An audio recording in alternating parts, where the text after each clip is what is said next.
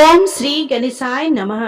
आप सभी पर भगवान श्री गणेश की कृपा सदा सर्वदा बनी रहे।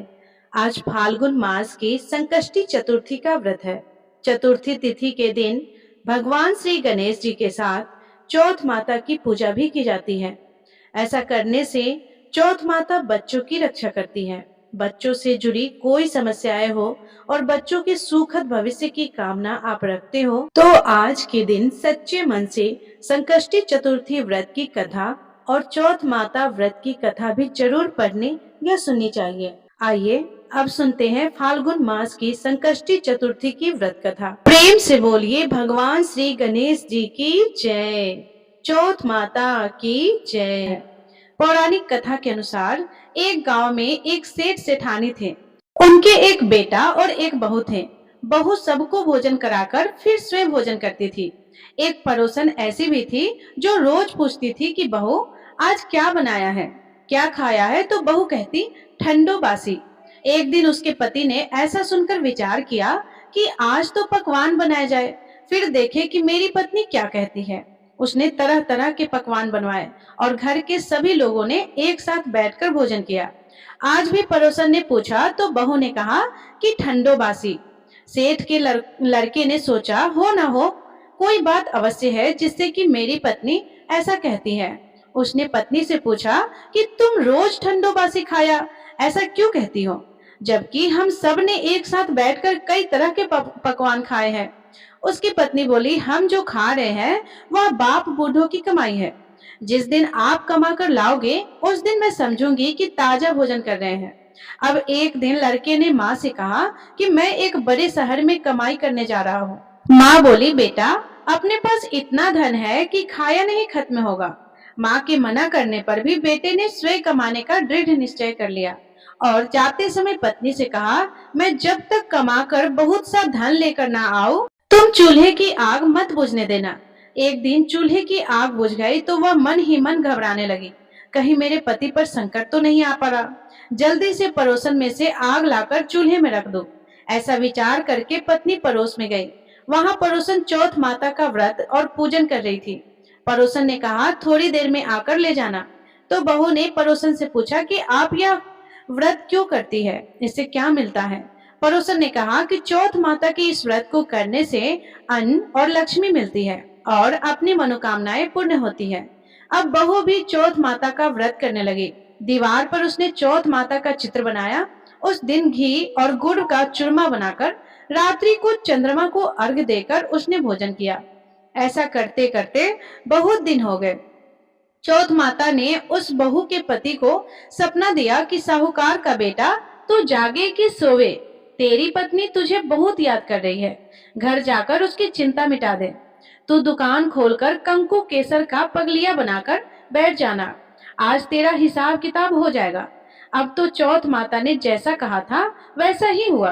उसने घर जाने की तैयारी की और गाड़ी भर के धन दौलत लेकर चल दिया।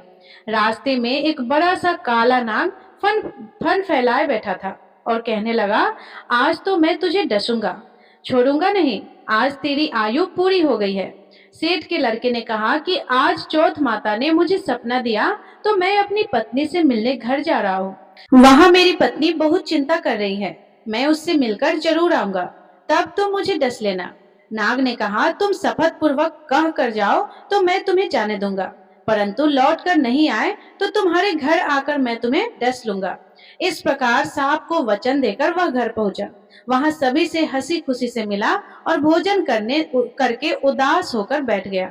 उसकी पत्नी ने उदास होने का कारण पूछा तो पति ने काले नाग वाली बातें बता दी, बताते हुए कहा कि यदि मैं उसके पास नहीं जाऊंगा तो वह घर आकर ही मुझे डस लेगा। पत्नी बहुत चतुर थी, उसने कहा कि आप घबराओ नहीं, लेट जाओ, मैं एक उपाय करती हूँ। पत्नी ने कमरे की 7 पैड़ी धोई। पहली पैड़ी पर रेत, दूसरी पर इत्र, तीसरी पर गुलाल फूल, चौथी पर कंकु केसर और 5वीं पर लड्डू पेड़ा, छठी पर गादी गलीचा और 7वीं पैड़ी पर दूध का कटोरा भरकर रख दिया। इस प्रकार वह 7 ही पैड़ी सजाकर बैठ गई। आधी रात होते ही नाग आकर पैड़ी चटने लगा। पहली पीढ़ी पर रेत में लेट गया और कहने लगा कि सेठ की बहू ने आराम तो बहुत दिया, पर वचनों से बंध कर आया हो सो डसूंगा अवश्य ही। इसी प्रकार सातों पीढ़ियों पर नाग आराम करता हुआ और कहता हुआ कि डसूंगा जरूर। कमरे में जाने ही वाला था कि चौथ माता ने विचार किया कि मैं इसे नहीं बचाऊंगी तो संसार में धर्म, कर्म और व्रत पूजन को कौन मानेगा। अब तो गणेश जी, चंद्रमा जी और चौथ माता ने उसे बचाने का विचार किया। चंद्रमा जी ने उजाला किया, चौथ माता ढाल बनी और गणेश जी ने तलवार लेकर नाग को मार दिया और ढाल से ढक दिया। अब बहू भी थकी हरी सो गई। दिन निकला तो लोग बेटे से मिलने आए, परंतु बेटा बहू तो उठे ही नहीं थे। बहुत देर हो गई तो माँ उन्हें उठाने गई। माँ ने सातों पीढ़ियों पर जो कुछ देखा वह बहुत ही घबराई और बेटा बहू को आवाज लगाई। बेटा बहू उठे तो देखा कि एक ढाल तलवार वहां पड़ी है। अब ढाल उठाई तो वहीं काला नाग मरा हुआ था। बेटा बहू ने सोचा कि आज तो धर्म कर्म ही आगे आ गए हैं, जो भगवान गणेश जी और चौथ माता ने अपनी रक्षा की। हे चौथ माता, आपने जैसी सेठ के बेटे बहू की रक्षा की वैसे ही सबकी रक्षा करना। बोलो चौथ माता की जय। भगवान विघ्नहर्ता गणेश की कथा सुने बिना चौथ माता के व्रत की कथा अधूरी मानी जाती है। इसीलिए अब आप सुनिए भगवान गणेश की कथा।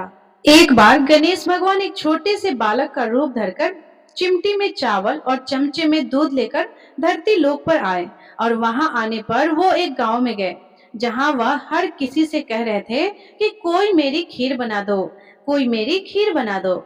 एक बूढ़ी माई बैठी हुई थी। उन्होंने कहा, ला मैं बना दूं। अब वह छोटा सा बर्तन चूल्हे पर चढ़ाने लगी। तब गणेश जी ने कहा, दादी माँ छोटी सी भगोनी मत चढ़ाओ, आपके घर में तो जो सबसे बड़ा वाला बर्तन हो ना वही चढ़ा दो। बूढ़ी माई ने बालक का मन रखने के लिए वही किया। वह घर के भीतर गई और घर का सबसे बड़ा भगोना लाकर चूल्हे पर चढ़ा दिया। वह देखती रह गई कि उसमें जो थोड़े से चावल उस बड़े बर्तन में उन्होंने डाले थे वह तो पूरा का पूरा भर गया।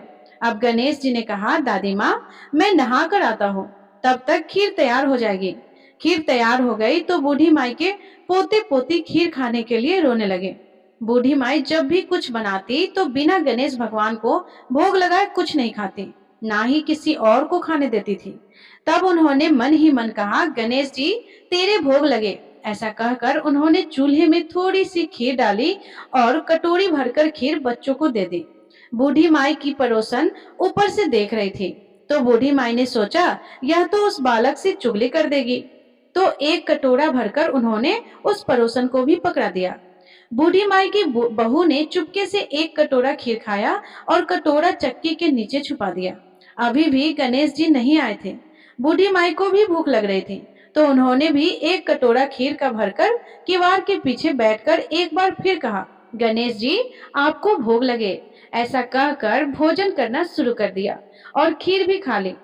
तब तक गणेश जी आ गए तो बूढ़ी माई ने कहा, अरे गणेशा खीर खा ले, मैं तो तेरी ही राह देख रही थी। गणेश जी ने कहा, दादी माँ मैंने तो पहले ही खीर खा ली। बूढ़ी माई ने कहा, खीर खा ली? अरे कब खाई? तू तो यहाँ था भी नहीं। गणेश जी ने कहा कि जब तुम्हारे पोते पोती ने खीर खाई तब खाई थी, जब तुम्हारी पड़ोसन ने खाई तब खाई और जब तुम्हारी बहू ने खाई तब भी मैंने खीर खाई। अब तुमने खाई तो मेरा तो पूरा पेट ही भर गया। बूढ़ी माई ने कहा, बेटा और सारी बात तो सच है, पर बहू बेचारी का नाम मत लो, वो तो सुबह से काम में लगी हुई है, फिर भला उसने खीर कब खाई? तब गणेश जी ने कहा, अरे दादी चक्की के नीचे देखो तो जूठा कटोरा पड़ा है और तुमने तो मुझे भोग लगाया लेकिन तुम्हारी बहू तो वैसे ही खा गई। बूढ़ी माई ने कहा, अच्छा बेटा घर की बात है, घर में ही रहने दो। अब बताओ जो जरा यह बची हुई खीर का मैं क्या करूं? तो गणेश जी ने कहा, नगरी जमा दो पूरी। तो बूढ़ी दादी ने पूरी नगरी जमा दी, फिर भी खीर का बर्तन पूरा भरा ही था। जब यह बात राजा को पता चली तो बूढ़ी दादी को बुलाया और पूछा, क्यों रे बुढ़िया, ऐसा बर्तन तेरे घर पर अच्छा लगे या हमारे घर पर सोवे? तो बूढ़ी दादी ने कहा, राजा जी आप ले लो। राजा ने खीर का बर्तन महल में मंगवा लिया और लाते ही जब उसमें से खीर मांगी तो खीर की जगह पर कीड़े मकोड़े बिच्छू कंचले हो गए और उसमें से दुर्गंध आने लगी। यह देखकर राजा ने बुढ़िया से कहा, अरे बूढ़ी दादी अपना यह बर्तन वापस ले जाओ, हमने तुम्हारा बर्तन तुम्हें वापस कर दिया। तब बूढ़ी माई ने कहा, महाराज अगर आप देते तो पहले ही कभी देते, यह बर्तन तो मुझे मेरे गणेश जी ने दिया है। ऐसा कहकर बूढ़ी माई ने वह बर्तन वापस ले लिया और उनके हाथों में लेते ही उस बर्तन की दुर्गंध दूर हो गई और सुगंध आने लगी।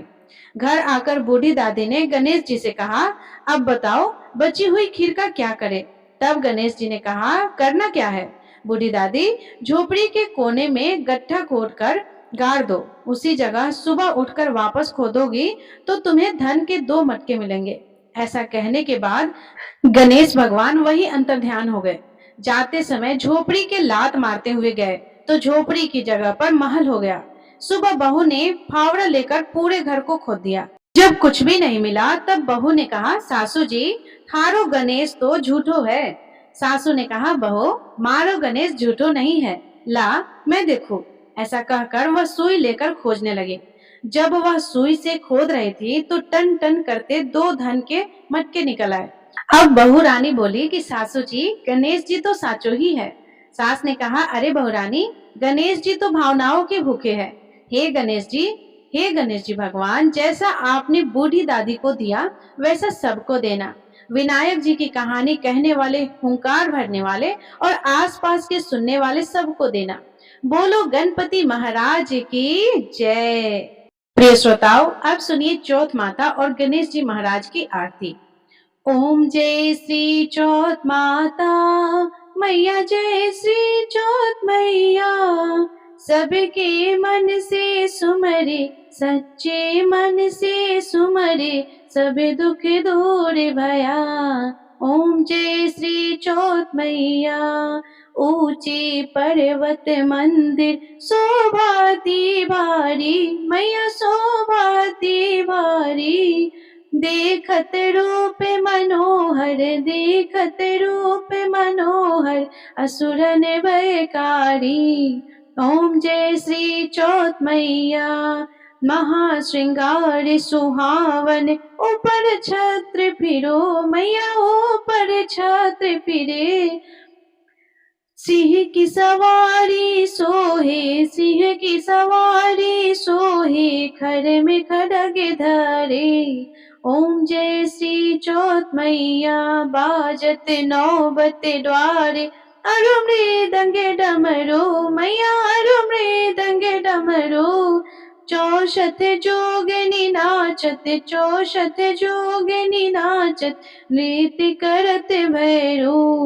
ओम जय श्री चौथ मैया, बड़े बड़े बलसार, तेरा ध्यान धरे मैया, तेरा ध्यान धरे मैया, ऋषि मुनि नर देवा, ऋषि मुनि नर देवा, चरणों में आनी पड़े।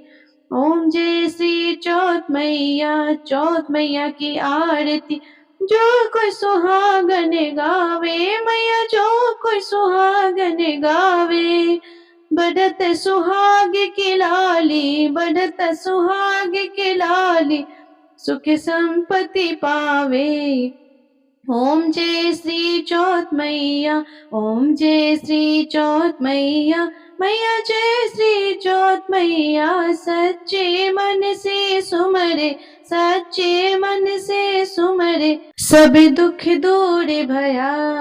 ओम जय श्री चौथ मैया, जय गणेश, जय गणेश, जय गणेश देवा, माता जकी पार्वती पिता महादेवा, जय गणेश, जय गणेश, जय गणेश देवा, माता जकी पार्वती पिता महादेवा, एक दंत दयावंत, चार भुजाधारी, माथे पर सिंदूर सोहे, मूष की सवारी, जय गणेश, जय गणेश, जय गणेश देवा, माता जकी पार्वती पिता महादेवा, पान चढ़े, फूल चढ़े और चढ़े मेवा, लड्डुअन का भोग लगे, संत करे सेवा, जय गणेश, जय गणेश, जय गणेश देवा, माता जकी पार्वती पिता महादेवा,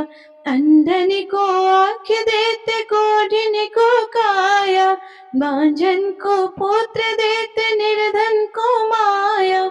जय गणेश जय गणेश जय गणेश देवा, माता जाकी पार्वती पिता महादेव। सूर्य शाम शरण आए, सफल की जो सेवा, माता जाकी पार्वती पिता महादेवा। जय गणेश जय गणेश जय गणेश देवा, माता जाकी पार्वती पिता महादेवा। दीनन की लाज रखो शंभु शतकारी, कामना को पूरा करो जाओ बलिहारी। जय गणेश जय गणेश जय गणेश देवा, माता जाकी पार्वती पिता महादेवा। बोलिए विघ्नहर्ता गणपति महाराज की जय, चौथ माता की जय। तो प्रिय श्रोताओ, आप सभी को गणेश संकष्टी चतुर्थी व्रत की बहुत बहुत शुभकामनाएं। तो ये थी संकष्टी चतुर्थी व्रत की संपूर्ण कथा, चौथ माता की कथा।